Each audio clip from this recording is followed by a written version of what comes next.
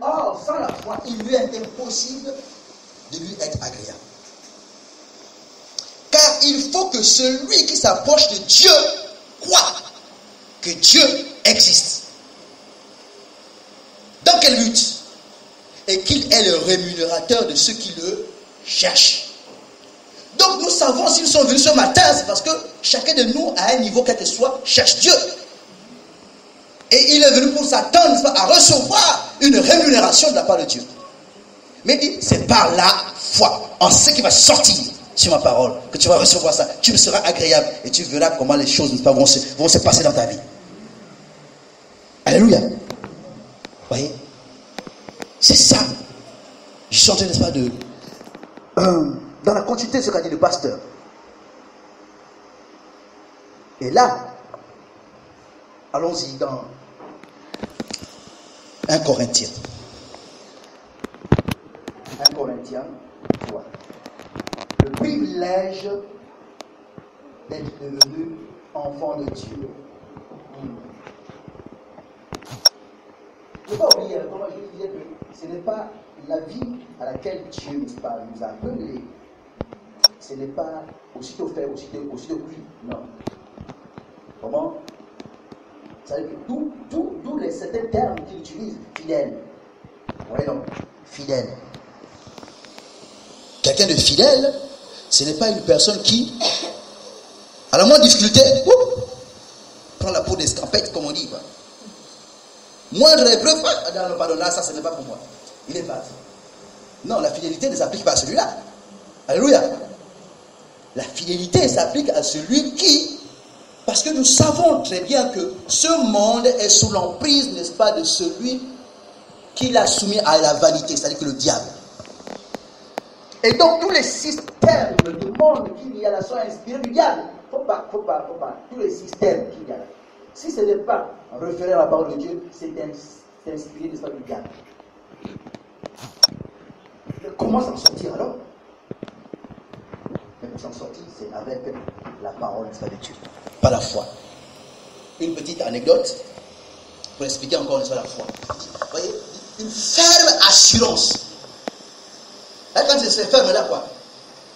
Qui dit ferme, c'est-à-dire qu'il y a des problèmes devant, il y a des obstacles, alléluia. Mais ceux qui seront restés sur la parole de Dieu, ils vont faire, n'est-ce pas, les espoirs. Les mots sont bien pesants. Hein. C'est une ferme assurance. J'espère en ça. Et que le pasteur pouvait dire, Dieu seul sait combien de fois il nous a éprouvés ici. Hein. Vous voyez, tout à l'heure, là, même quand on était là, hein, il y avait même les odeurs des urines et tout le reste. Hein, ça coule là-bas. Quand tu regardes comme ça, non, c'est pas. Moi, je sors, je m'en vais. Frère, sœur. Souviens-toi. Le chemin par lequel Dieu t'a fait passer pour voir, pour savoir si tu garderais ses commandements. Ou bien tu marches par la vie. Parce que la Bible dit que la foi ne tient pas compte de la vue. Alléluia. Je ne tiens pas compte de ce que je vois là. Non. Mais je vois dans l'esprit ce que j'espère. Alléluia. Je vois ce ministère-là, ce qu'il sera. Alléluia. Qui va impacter la nation. Je vois ça dans l'esprit. Et je m'appuie sur ça. Parce que c'est ce que nous allons voir. Parce que je ne dis pas ça en l'air. Je dis ça toujours basé sur la parole de Dieu. Et je me la saisis dans mon âme. Oh! Une formation des choses qu'on espère. C'est que j'espère que ce ministère. Ouh là là. Qu'est-ce que tu espères? Tu as dit déjà, commencez à avoir d'abord l'esprit pour ce ministère. En Christ, je veux dire. Alléluia. Une ferme assurance des choses qu'on espère. Une démonstration de ce qu'on ne voit pas. Une démonstration basée sur la parole de Dieu. Alléluia. Basée sur la parole de Dieu. Et je disais une anecdote. C'est une petite anecdote comme tout le monde. Il y avait deux personnes, deux amis. Ils étaient, n'est-ce pas, au bord d'une falaise. Et en bas, il y avait, on va dire, une valise de richesse. Je ne sais pas, l'or, l'argent, mais en tout cas, c'était la richesse. Donc, ils étaient en haut de la falaise.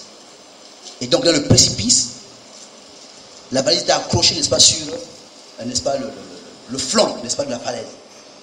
Maintenant, qui va descendre pour aller chercher la mallette là, pleine d'argent?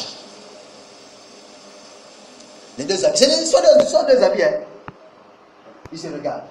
Mais la Bible dit, qui connaît le cœur de l'homme?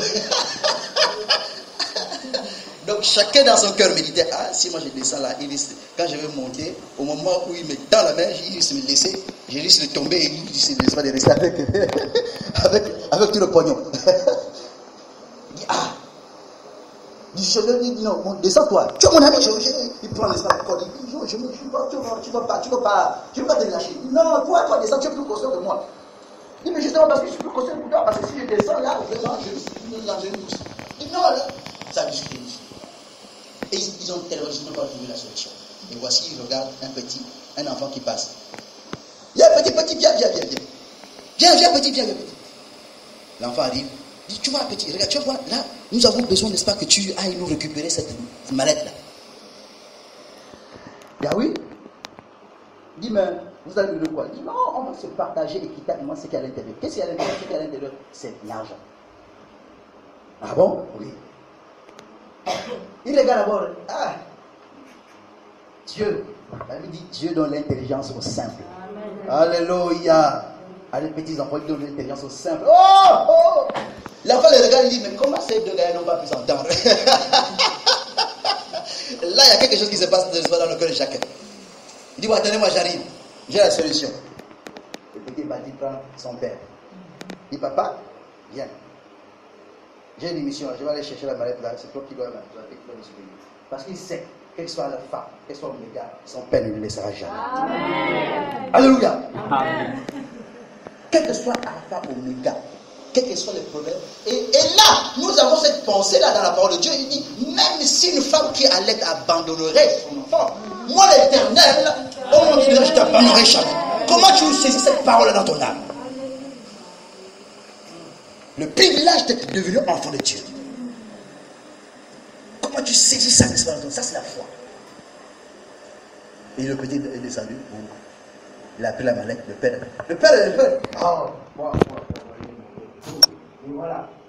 Maintenant, non seulement même si je partais la seule et que vous arriviez de faire monter, vous êtes deux costauds, vous n'êtes pas imposé que vous venez dire, moi je fais pas quoi, maintenant que j'ai mon père là. On va voir, faites le partage. Alléluia. Ah, oui. La foi qui fait ma source, je demande par les petites images comme ça pour arriver à nous comprendre ce qu'on voit exactement. Que quelle que soit la rentrée scolaire, elle s'appelle comment, mon Dieu. Mais la rentrée scolaire, Dieu est plus dur que chaque rentrée scolaire, tu vas jamais scolariser tes enfants. Quel est ce problème là où c'est maintenant le cœur, ça dit que tu, mon Dieu. Tu es un père ou tu n'as pas un père? Alléluia. Oh! Ça veut dire ne vous inquiétez de rien. Ne vous inquiétez de ça de rien. Vous le promesse est pêche. Mais ça là, en ce qui est dit là, en de recevoir ça, mettre l'application sur le problème, nous ne sommes pas ce problème, c'est encore une autre histoire. Parce que nous sommes ici, comme on le dit souvent, nous sommes ici, on fait comme au labo. On reçoit, mais c'est là-bas dehors où on s'est confronté à la réalité. Comment on va mettre en pratique, n'est-ce pas, ce que nous avons reçu? Comment on va mettre ça en pratique? Le privilège d'être devenu enfant de Dieu. Et donc, je disais, 1 Corinthiens, ça, 1 Corinthiens 3, à partir du verset 18. Allons-y. Oh, le Seigneur est merveilleux. La Bible dit que nul ne s'abuse lui-même. Je vais m'arrêter d'abord. Nul ne s'abuse lui-même. Ça ne faut pas être orgueilleux. Faites ça avec lui. Ne t'abuse. Ne sois pas orgueilleux, ne sois pas suffisant. N'espère pas en tes propres capacités. Tu as la foi que tu as là, tu as la foi en tes propres capacités. Tu as la foi, non, ça là, non. Parce que tu sais que tu as une réserve quelque part, tu vas régler ça. Mais le jour où il n'y aura pas ça, comment tu vas te comporter face à la situation après?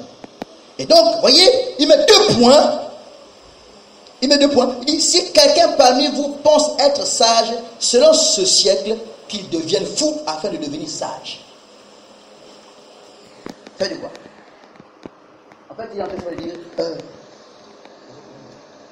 c'est ce que Romains 12 dit. Soyez renouvelés dans l'esprit de votre intelligence, afin que vous puissiez aller, n'est-ce pas, ce qui est bon, agréable. Ne vous conformez pas d'abord au siècle présent. C'est-à-dire que pour Dieu, la manière de réfléchir de ce monde, c'est la folie. Maintenant, il dit, bien, si maintenant, pour toi, tu dois pouvoir, n'est-ce pas, réfléchir, toutes choses, tu réfléchis selon les pensées du monde, et que toi, la pensée, n'est-ce pas, de Dieu, c'est la folie, parce que quand tu dis fou, il faut dire, oh non, il est fou. Ici, c'est pour la folie, donc deviens fou, pour ça tu vas devenir sage.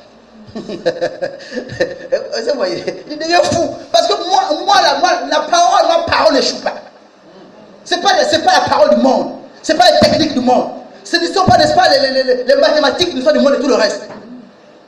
Mais ça, c'est la folie. Ça, c'est la vraie folie. Maintenant, comme le système mondial, tout le monde pense. Quand on regarde, oh, chrétiens, ils sont fous. Bon, puisque le monde dit comme ça, que vous êtes fous, donc écoutez d'abord. Donc, deviens fou.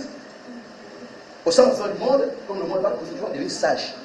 Sans le savoir. Amen. Alléluia.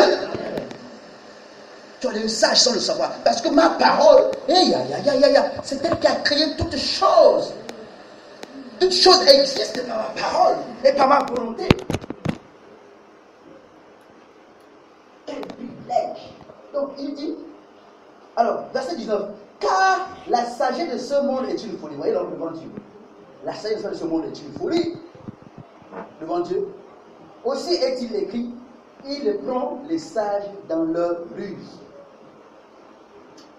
Et encore le Seigneur connaît les pensées des sages. Il sait qu'elles sont vaines. Voyez.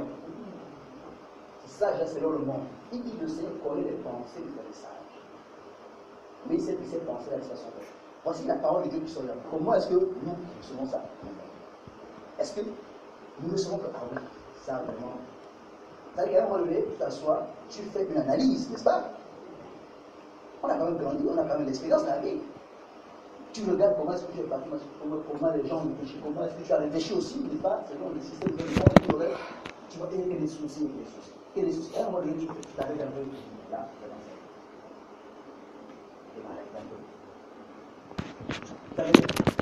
je me suis arrêté un jour. Je revenais de Port-Gentil, j'étais encore à l'OPT. Je revenais de Port-Gentil. Je ne sais pas, je devais avoir quel âge. Très jeune encore, très jeune, vraiment. J'avais oublié d'enfant. Dieu m'a fait la grâce de travailler jeune. Et quand tu regardes, tu pouvais dire, mais bon, mais il n'a pas de soucis. Il n'a pas de problème. Il travaille à l'OPT. Jeune. En fait, le monde est à lui, quoi. Mais mon gars, c'est Dieu qui connaît les pensées. Donc, vous voyez, c'est ça, un moment donné, tu t'arrêtes, tu regardes. La vie là, c'est vraiment ça, la vie a fait ça. Je suis né, j'ai grandi, j'ai travaillé jeune, ce que tout le monde, n'est-ce pas, on va dire, ce à quoi tout le monde aspire. Travailler jeune, tout le reste. Maintenant que j'ai travaillé jeune, il y a l'âge, tu ne vois bien ce que tu fais avec. Et même quand tu. En fait, il y avait une satisfaction. Ah, le Seigneur Jésus est notre Dieu qui veut combler notre besoin. Parce que la vie de l'homme animal, l'homme naturel, il est insatisfait. Il est insatisfait, il n'est jamais content. Il veut avoir. Et donc un jour, je dis non. C'est vrai, je dis non, j'en ai mal à cette vie-là. Ça reposait comme sur un fil de rasoir. Sauf que je basculais dans la rose roi. Eh bien, Dieu m'a récupéré, gloire à Dieu. Gloire à Dieu, parce que tu cogites, la solution. Mais vraiment, c'est bien de passer un peu quand même par les catholiques. On était servants, on a commencé. Donc, Dieu dit sa parole. Et c'est sa parole qui arrive. Matthieu 11, 28, il dit, viens à moi qui est chargé, fatigué, et je te donnerai le repos. Il dit, oui, ça, je suis fatigué. Tu n'es pas autre chose, c'est même sa parole.